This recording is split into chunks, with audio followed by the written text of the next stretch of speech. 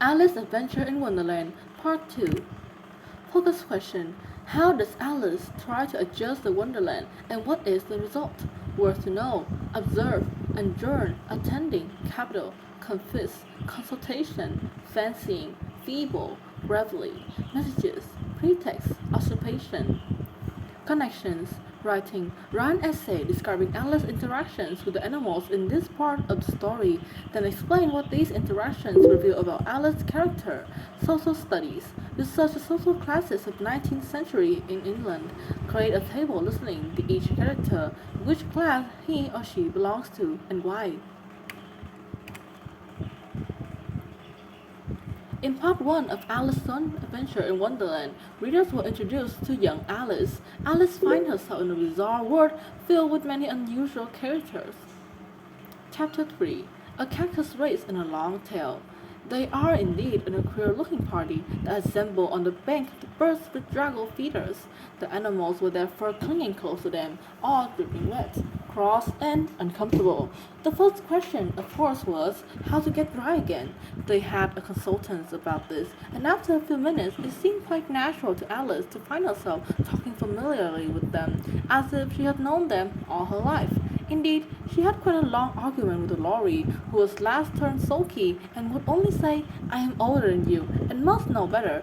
This Alice would not allow without knowing how old it was, and as Laurie positively refused to tell its age, there was no more to be said. At last, the mouse, who seemed to be a person of authority among them, called out, "Sit down, all of you, and listen to me. I'll soon make you dry enough." They all sat down once, in a large ring, with the mouse in the middle. Alice kept her eye anxiously fixed on the mouse, for she felt sure she would catch a bad cold if she did not dry get enough soon. "Ahem," said the mouse with an important air. "Are you all ready? This is the driest thing I know. Silence all around, if you please." William the Conqueror, whose cause was favored by the Pope, was soon submitted to by the English, who wanted leaders, and had become late too much accustomed to the observations of the conquest. Edwin the Conqueror, the heirs of America and Tumberia. "Oh," said the lord with a shiver. "I beg your pardon," said the mouse, frowning, but very politely. "Did you speak?" "No, not me," said the lord hastily. "I thought you did," said the mouse. "I concede. Edwin and the Conqueror, the heirs of America and Umbellina, declared for him, and even Switzerland, and the patriotic archbishop of Canterbury, and found it invincible." "Found what?" said the duck. "Found it," the mouse replied rather crossly. "Of course you know what it means." "I know what it means well enough, even if I find a thing," said the duck. "It's generally a frog or a worm. The question is, what did the archbishop find?" The mouse did not notice this question, but hurriedly went on. "Found it advisable to go with Edgar and Angeline to meet William and offer him the crown. William's conduct at first would moderate, but in consolence of his Normans. How are you getting on now, my dear?" it continued, turning to Alice as it spoke. "As wet as ever," said Alice in a mellow tone. "It doesn't seem to dry me at all." "In that case," said Dodo stumbling, running to his feet, "I move to the meeting of Andor, the immediate option of the genetic remedies." "Speak English," said the eaglet. "I don't know what the meaning of half those long words, and what's more, I don't believe you do it either." And some of the eaglet bent down to hide a smile. Some of the other birds stood audibly.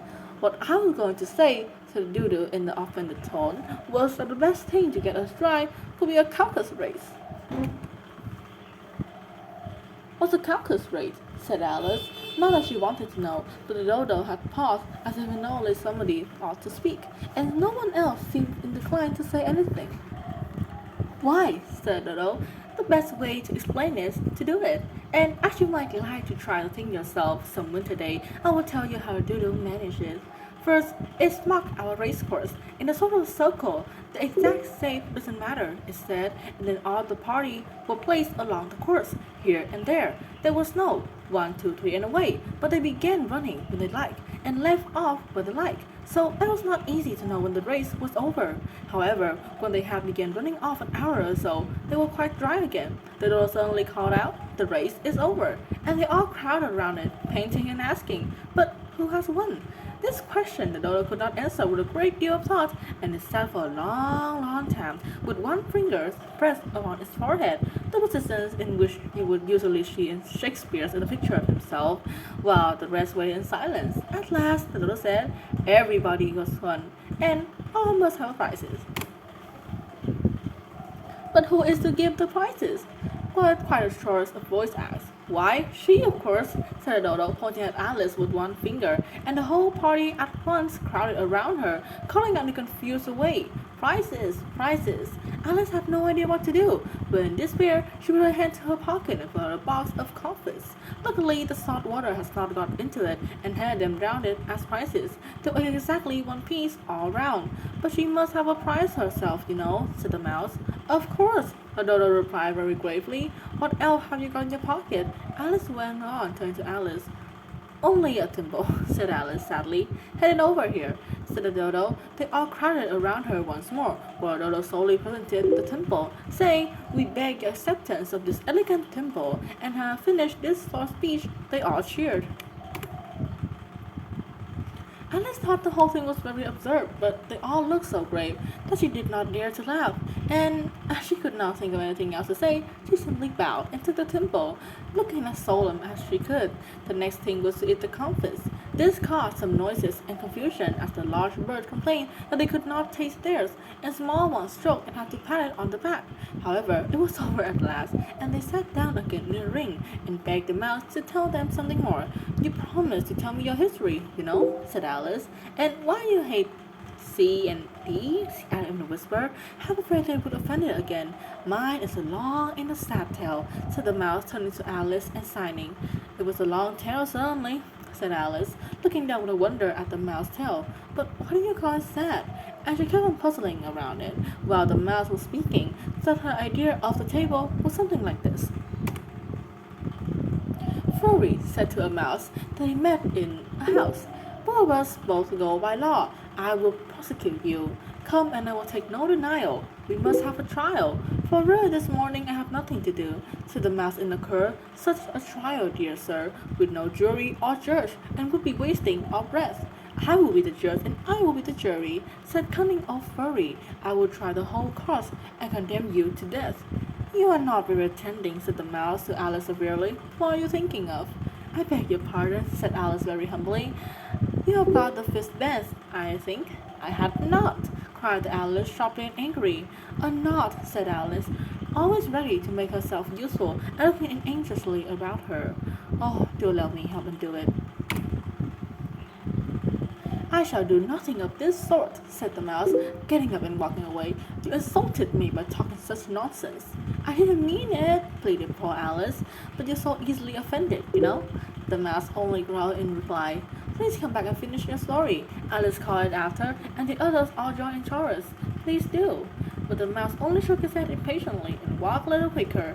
"What a pity it wouldn't stay," sighed the lawyer as soon as it was quite outside, and an old crab took the opportunity to say to her daughter, "Ah, my dear, let this be a lesson to you to never lose your temper." "Hold your tongue, ma," said the young crab a little sharply, "and you're enough to try the patience of an oyster."